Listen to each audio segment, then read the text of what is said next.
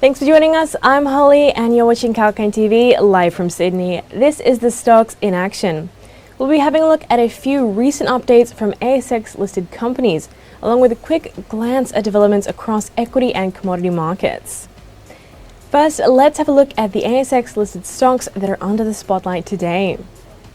Shares of ASX listed clinical stage biotechnology firm PharmAust were trading in the red.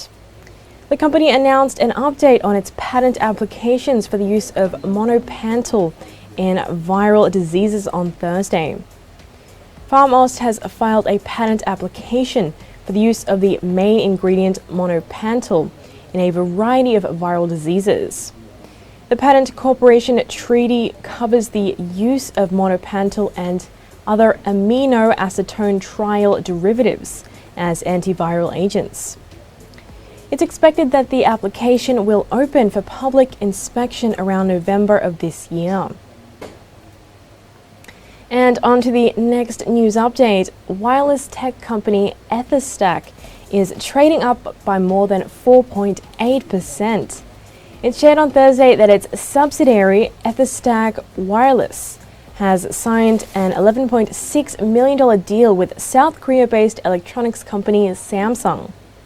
According to the deal, Etherstak will be supplying network elements to Samsung for delivery to a telecommunications carrier client of Samsung's for public safety use. The contract is signed for 5 years, and additionally, long-term annual support revenues, which are not yet currently contracted, are likely to renew in the financial year 2025.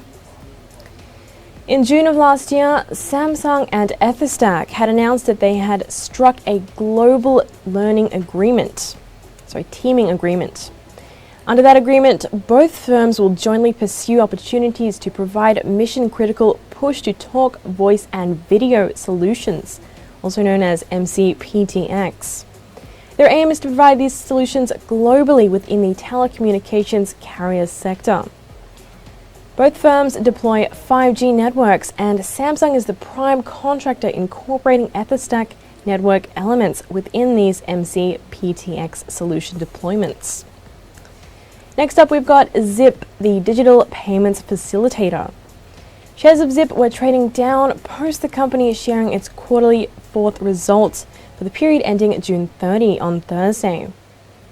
Group quarterly revenue was up 104% year-on-year. Quarterly transaction volume experienced a growth of 116% as well. Customer numbers also increased, representing 87% of increase. And merchants on the platform grew by 84% as well. During the quarter, Zip agreed to acquire the remaining shares in Europe-based Twisto Payments and of Middle Eastern-based Spalti. The quarter also saw it enter Canada and Mexico. The company completed an extension and increase to the Goldman Sachs debt facility in the US with a material improvement in weighted average cost of capital. Continued strong growth in the app downloads was seen, with over 1.5 million downloads for Zip US and 241,000 downloads for Zip New Zealand. As a result, Zip maintained buy now, pay later margins at 7.2%. The next company making headlines is WAM Global, the asset management company. Shares of WAM Global were trading up after the company declared a final dividend of 5 cents a share. It's equivalent to a grossed up dividend yield of 5.4% on yesterday's share price of $2.65. The dividend will be paid on the 4th of November, and the payout equals its interim dividend of 5 cents. Its portfolio return of over 12 months was 30.7%, ahead of the global benchmark in Australian dollar terms by 3.2%. Plus, WAM Global is set to emerge with Templeton Global Growth Fund. And last up is Resource Grant BHP Group. The share price of the company gained 3.006% to reach 51.390 per share in the morning on the announcement. BHP has signed an agreement to supply nickel to Tesla. Nickel makes batteries energy dense so cars can run further on a single charge. American electric vehicle and clean energy company Tesla in June said it expects to spend more than $1 billion a year on raw materials for batteries from Australia to diversify supply chains away from major producer China. The two companies will also be looking at end-to-end raw materials tracing using blockchain and also working on energy storage solutions. And now it's time for a short break, but stay with us because I'll be right back with more trending market updates for the Australian market.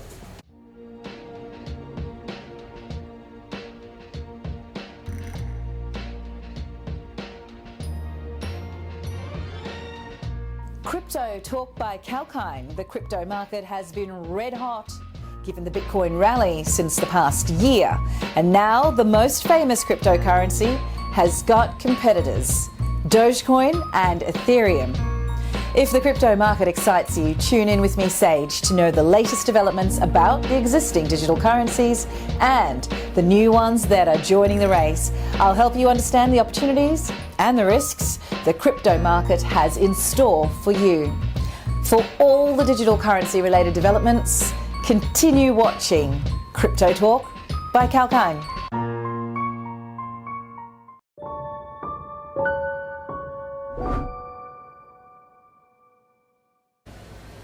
Welcome back from that break. I'm your host Holly, live from 𝐊𝐴𝐚𝐥𝐤 studio, and you're watching the Stocks in Action.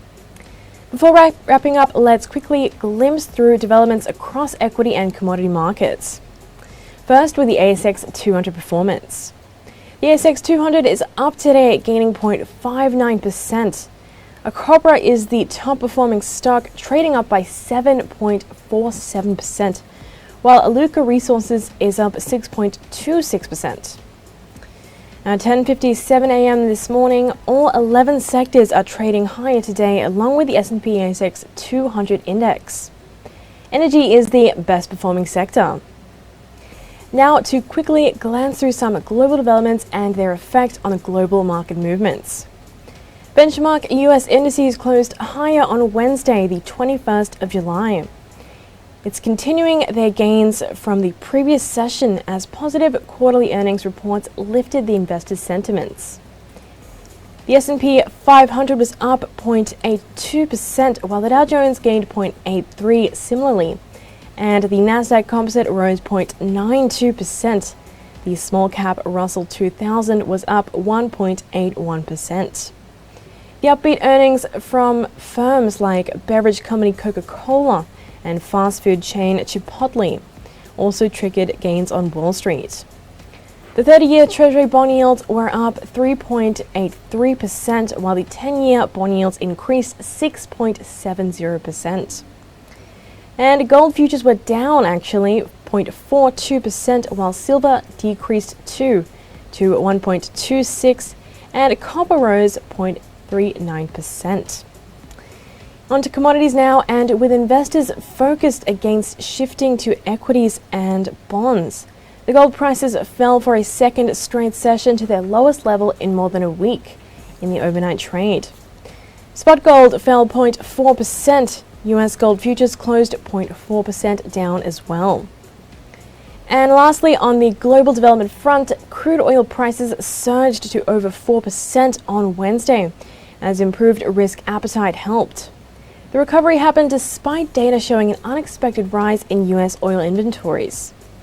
Brent crude increased 4.01% and WTI was up 4.49%. Alright then, that is just about all for now, but stay tuned with 𝐊𝐴𝐚𝐥𝐤 TV for more live market updates. We'll be back with more news on markets, economies and diverse themes and sectors. Holly Shields signing off.